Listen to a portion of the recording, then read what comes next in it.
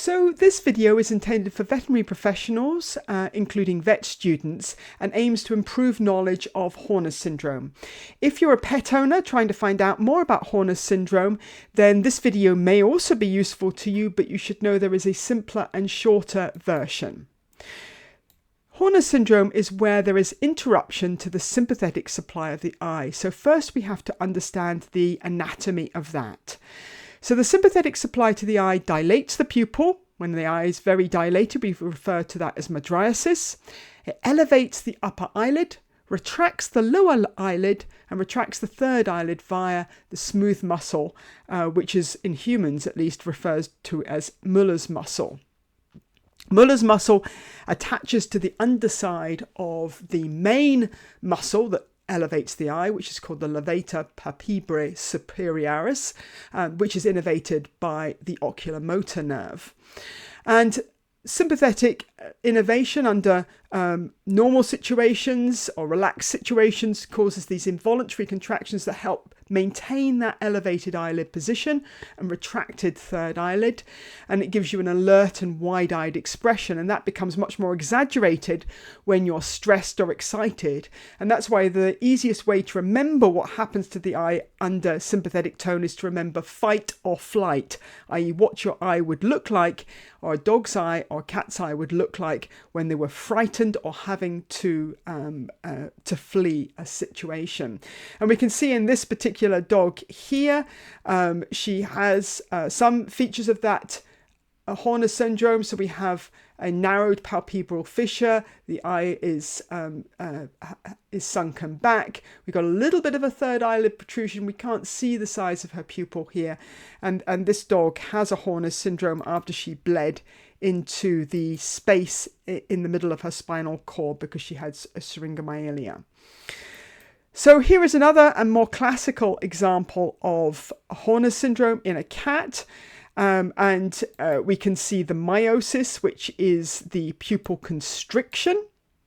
Maybe a little bit harder to see in this cat because of the third eyelid protrusion going across the eye, the sunken globe, and this narrow palpebral aperture. So the sympathetic supply to the eye is actually a 3-neuron pathway that I've illustrated very simply here. It's very simply illustrated here, but to be perfectly honest, you really only need to know the simple explanation. So the first order neuron goes from the hypothalamus, right in the center of the brain, through the spinal cord, via the brainstem, and then synapses at the, most textbooks will say T1 to T3 region, although other studies have suggested that it may be C8 to T2. It probably, like most of the nerve roots in that region, varies between animals. The second order neuron, which we call the pre-ganglionic neuron, because it is before the ganglion here, which is the cranial-cervical ganglion. This exits the spinal cord, travels over the apex of the lung, so it's in the thorax at that point, and travels along with the carotid artery in the vagus sympathetic trunk. Then it synapses at the cranial-cervical ganglion, which is deep to the tympanic bulla, sort of medial to the tympanic bulla, and very close to the proximal portions of cranial nerves 9, 10, 11, and 12. And then it becomes the third order neuron, or the postganglionic neuron, and it travels with the internal carotid artery, which is medial to the middle ear in the dog. It can actually vary at that point, but it's easiest to think then that it enters the cranium and travels in an area of what is referred to in humans at least as the cavernous sinus, and the equivalent region in the dog, and at that point it's very closely associated with the trigeminal nerve, and then it enters the eye via the postganglionic short ciliary nerves. That's quite a complicated explanation, although it can be more complicated than that.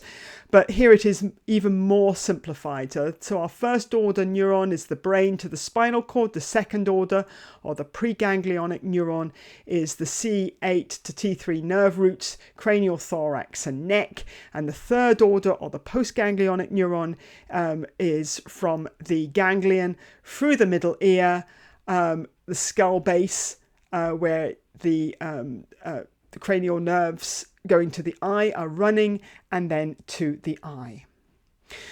So our approach to Horner syndrome is first of all to decide, is there a Horner syndrome? Here is a Springer Spaniel affected with idiopathic Horner syndrome. And the next is to determine if there are any other neurological deficits. Because when we have this sort of pathway here, of course, whether we have damage to the sympathetic supply is also going to damage other areas, and these deficits are used to give us our neuro-localisation. So first of all, is it Horner syndrome? Well, of course, this is a very classic one here. Again, the third eyelid protrusion, sunken globe, narrow pupillary aperture, and the meiosis. But one thing that can trip people up is that they don't realise that you can just have a meiosis, or just a slightly narrow pupillary aperture. And so you may not see all four features. So you need to do, of course, your visual testing. You need to assess that there isn't something else going on that's causing a pupil constriction, like a uveitis. And you need to do establish whether the animal can see, and do a pupillary light reflex. That stands for pupillary light reflex. And we also need to do something called dark and light adaption. And so when you have an anisocoria, so unequal pupils, it could potentially be something wrong with the parasympathetic supply or the sympathetic supply. Sometimes it can be difficult to tell which pupil is affected. And if you put them into the dark, then if they have a Horner syndrome or lack of sympathetic supply, then the anisocoria becomes more pronounced. Whereas if it's a parasympathetic lesion, then the anisocoria is more pronounced in the bright light. And then we can use pharmacological testing in some circumstances. So here's an example of what I mean by this. So here is an image taken by an owner because they're concerned, because they've noticed this anisocoria, but which pupil is abnormal. So you do a pupillary light reflex. So this is what the eyes look like in ambient light. And you shine a light into the left eye and you get some pupillary constriction. And this eye remains smaller than that one. You do a pupillary light reflex on the other side. And again, there is a direct and a consensual reflex, but this pupil remains smaller. We can then do a dark adaption. So put the animals in the dark and then shine a light after they've had a chance to adapt, so a chance to get used to the bright light. And of course, in our dog and a cat, we should get a tapetal reflection. This is a normal tapetal reflection here. And we can see again that the eye is smaller. So this is very strongly suggestive of a sympathetic defect, a Horner syndrome to the right eye. Of course, our main differential there would be uveitis, but hopefully your ophthalmological examination will have ruled this out. We can do pharmacological testing. Now, I do know some neurologists really think this is a waste of time. I disagree. I think there are some circumstances where it can be useful. The first thing is that when we do a phenylephrine test, this is for sympathetic dysfunction. Most phenylephrine drops that you get are 10%. You should dilute those or just get 1% drops, but I've always diluted them with saline, sterile saline. And the reason for this is you're looking for something called denervation hypersensitivity. And in this situation, when the postganglionic nerve is affected, so that's the third order, then you get far more receptors building up on the postsynaptic membrane. And this is really the way I think about it, is that the nerve is constantly producing little quanta of neurotransmitter. And when that nerve is damaged, then even the normal amounts of neurotransmitter is completely diminished. And so the postsynaptic receptor adjust to this by making far more receptors available so as to capture every little quanta of neurotransmitter. So it makes that postsynaptic receptor really sensitive to the drug. And 1% phenylephrine wouldn't be expected to affect the normal eye. And this is why you apply it to both eyes so that you have one as a control. If you get a dilation of the affected pupil within 10 to 20 minutes, and this suggests this post-ganglionic lesion, which is the third order neuron, due to this denervation hypersensitivity. If there's no response or a delayed response between 20 and 40 minutes, then that suggests that it's a preganglionic lesion, or potentially a first order lesion, although in most of those there isn't a response at all. Now, there is some limitations. It's one study by Lockhart et al. In 2022 found that it's accurate in about 4 out of 5 cases. So 1 out of 5, it's not going to be accurate. Why is that? Well, it can be a number of reasons.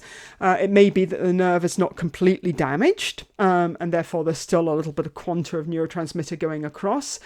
But the most common reason probably is because when we see the animal, denervation hypersensitivity hasn't actually developed, because it takes 2 days to even 3 weeks to develop. And so that caregiver presenting the animal to you usually does it as soon as they notice the problem, and there may not be that denervation hypersensitivity.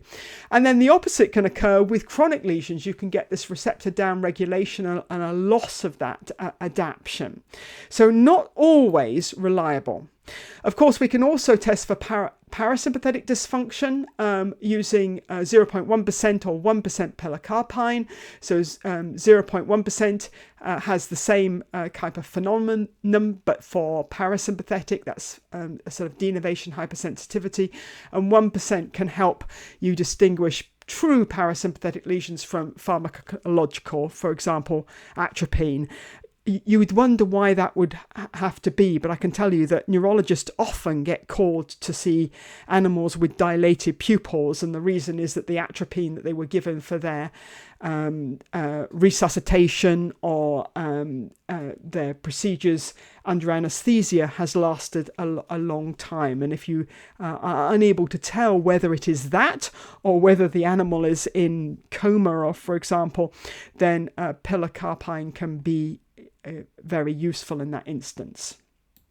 So how do we use our neurological examination to localise Horner syndrome? I'm going to give you a few case examples, but the way I think about it is I think about these simple divisions. Is it in the brain, the spinal cord? Is it the nerve roots, in the region of the cranial thorax, in the neck, through the middle ear, the skull base, or the eye? So I'm going to work down from the top and give you a few examples. So brain, the hypothalamus to the medulla. Here's an example. Here's a massive skull base tumour. It is possibly extending from the pituitary gland, but I would say the way that the basilar artery is wrapped in the middle of that, I would say there's a good chance that this is also a skull-based meningioma that has pushed up. This cat had, dog had a long history of polyphagia, and was presented with obtundation, so it was very mentally depressed. It was circling to the left, had a Horner syndrome on the left, a hypermetric gait, probably because there's massive compression of the cerebellum here, and had postural deficits which were more severe on the left versus the right. And the overall take-home message is that it's highly unlikely for first-order Horner syndrome to occur without accompanying neurological deficits, especially in a brain location. So I've had some caregivers be told by vets, oh, it's Horner syndrome, it's probably a brain tumour. Well, this is actually really unlikely unless the dog, cat, has other neurological deficits. So the owners were being unnecessarily panicked by that glib statement. So if it is a brain problem, then the animal should have other signs which would localize to the brain. So what would those be? With hypothalamic lesions, we can see changes in appetite, so polyphagia, anorexia, changes in thirst, polydipsia or reduced drinking, hypodipsia, and behavioral changes would be the most common ones. You can get some other rarer ones.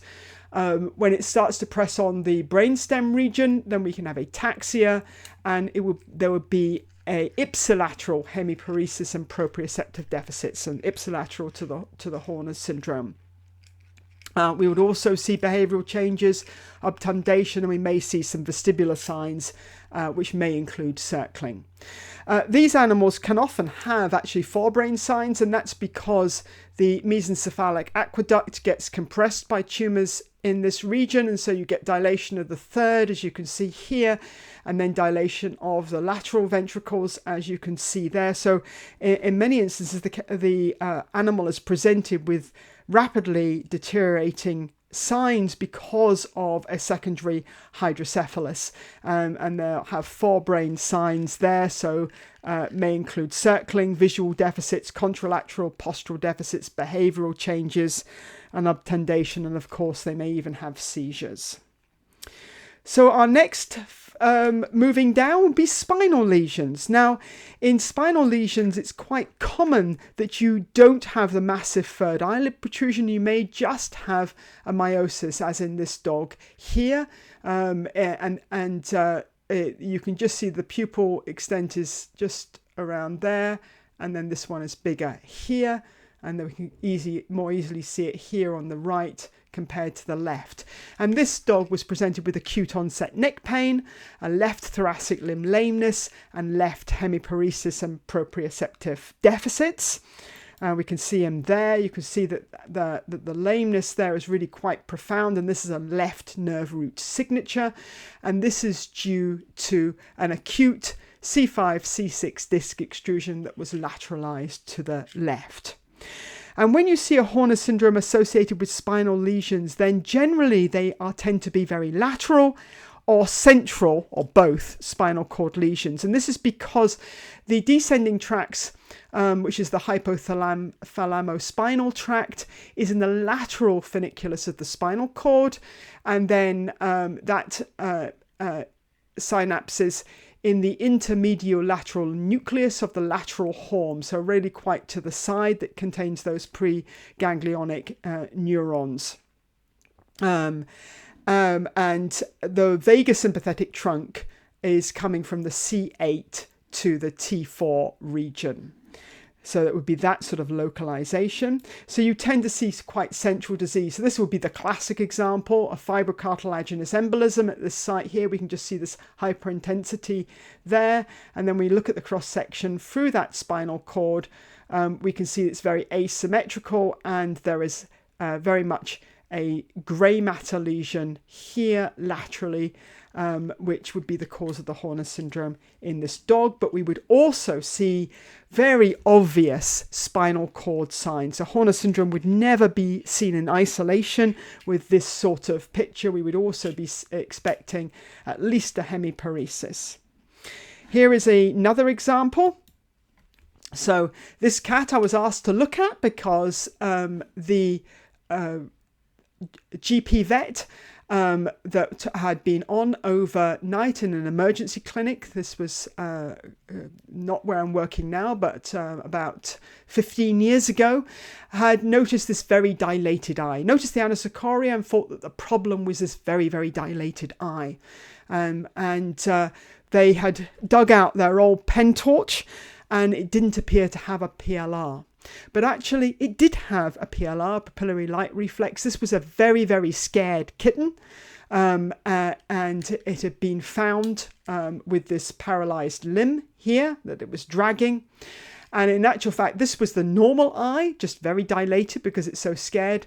And this is an eye with a Horner's syndrome, the other side. And this cat had a traumatic nerve root avulsion, which some people refer to as a brachial plexus avulsion, which is, I guess, not wrong, but in actual fact, it's the nerve roots that come off rather than damage to the brachial plexus.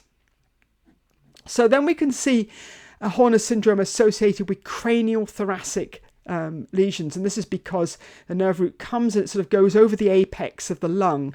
So they tend to be dorsal and in the sort of dorsal mediastinal area here. So this dog was presented with spinal pain and a Horner's syndrome, and we can see this massive bony tumour here, which is compressing the trachea, and unfortunately the dog has extensive metastases right through his lung fields. So again, it was the spinal pain this homed us into this area. And here is another example. This cat was presented with lethargy, anorexia, and anisocoria.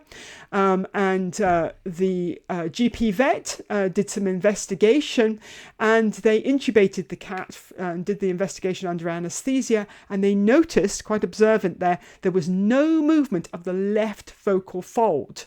And the cat had a left laryngeal paralysis. And on radiographs, you can see this mass here around the trachea. And of course, if you remember, this is the vagosympathetic trunk.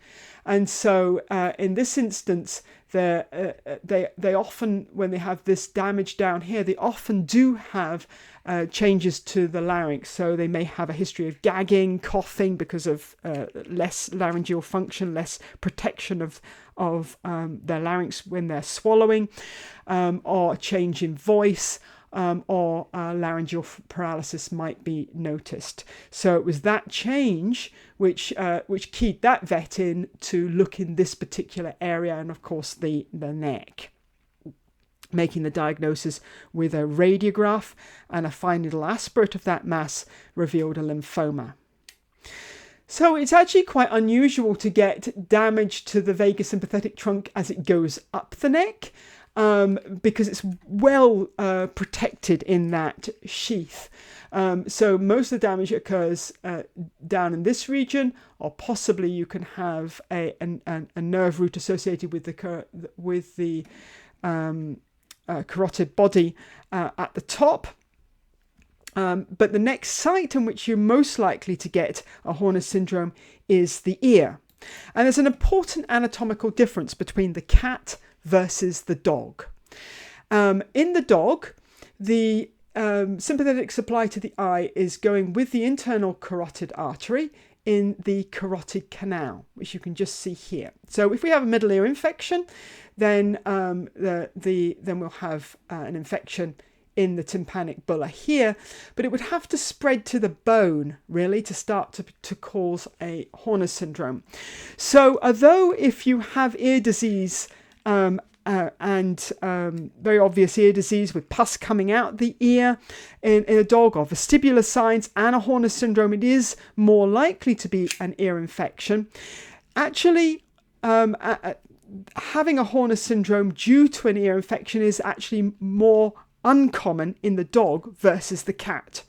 And the reason for that is in the cat there isn't a carotid canal, and the sympathetic fibers are actually traveling through the tympanic bulla, and then they enter the cranium and travel with the trigeminal nerve. So it's much easier to have that nerve to be damaged by an infection in the tympanic bulla, and it's much easier for a surgeon to damage the sympathetic supply if they're doing, for example, a ventral bulla osteotomy or any other kind of middle ear surgery.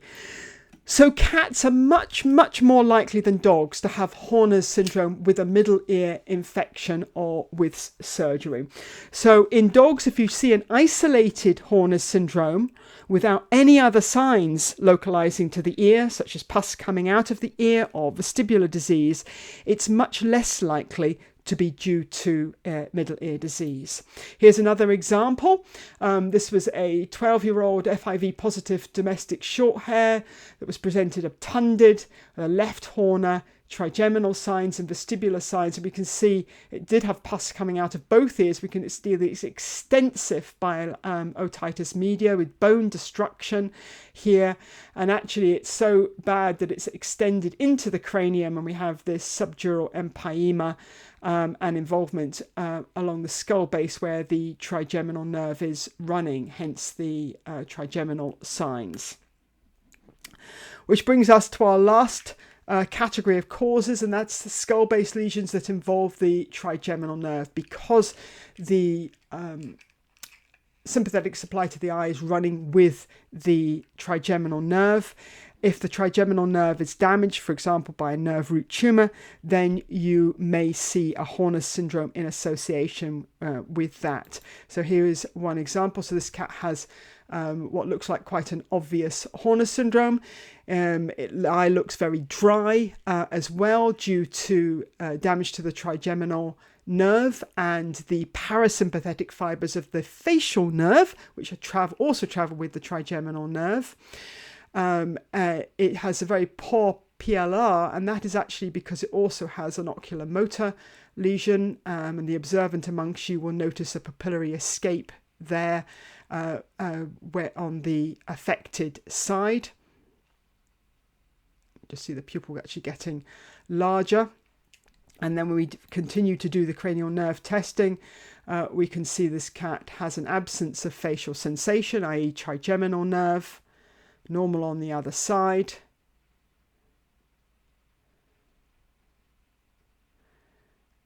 An absence of nostril sensation, and deep ear sensation is normal because the facial nerve is intact on that side, and she also has very poor movement of that eye. So this cat has a right-sided oculomotor, trigeminal, sympathetic lesion, and has a dry eye due to parasympathetic fiber damage, which is the facial nerve. And of course, this sympathetic is a very simplistic diagram that I've done here. We have the cranial cervical ganglion, and the sympathetic supply to the eye joins the ophthalmic branch of the trigeminal nerve, and then travels to the eye. And this cat had lymphoma, which is the most common differential for multiple cranial nerve deficits in the cat. So, making sense of Horner syndrome.